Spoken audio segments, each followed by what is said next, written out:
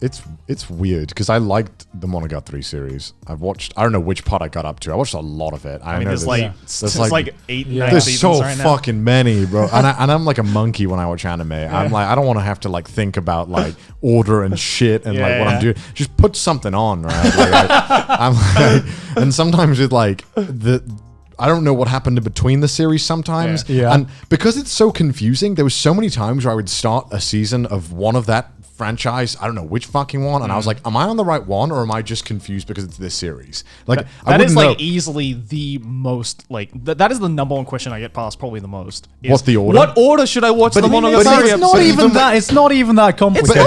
Okay, but even though if you're watching it in the right order, it's such a confusing show that normally you can get halfway into the first episode of like season 2, right? Yeah. And you're like, is this season 2? I really like don't know what's going on. Like, but then I guess I didn't have any idea what was going on the whole time. So I That's the thing, right? Is that the Monogatari series, like one season, is already confusing enough as it is, like in an enclosed story. Yeah. And when you look at it on the grand scale of things, it's even more confusing because basically Nishiyoshin pulled a Quentin Tarantino Pulp Fiction style, where everything is out of order, but it's in the same universe, right? Man. But I mean, I don't think it matters that much, honestly. As long as you just get like just fucking Google the release order. Yeah. And then you can't really go wrong. It's stressful though, man. I've somehow fucked it up many times. Like when I watched the Spoke Rohan Kishbe OVAs, for some reason, Araki, when he wrote them, gave them episode numbers in the thing. Right. So when you're watching the OVAs,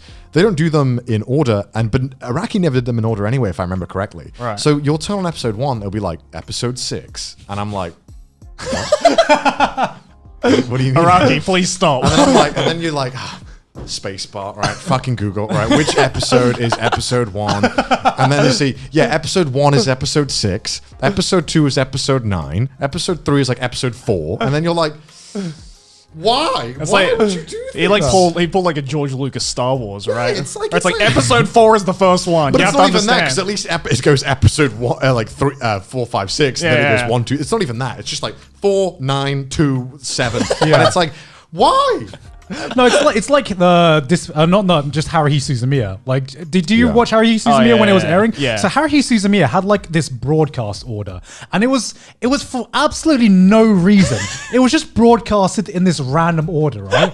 And people were like, I remember when it was airing, people were like, "Oh, this is like a genius move," because it's kind of like you're piecing together the puzzle each episode. And now that it's like all aired now, like I'm pretty fucking sure that they aired it out the order, because the fucking last episode chronologically was just the most anticlimactic episode of the entire series. So they're like, oh, the best episode is episode 6. Mix it up. Just mix up the order.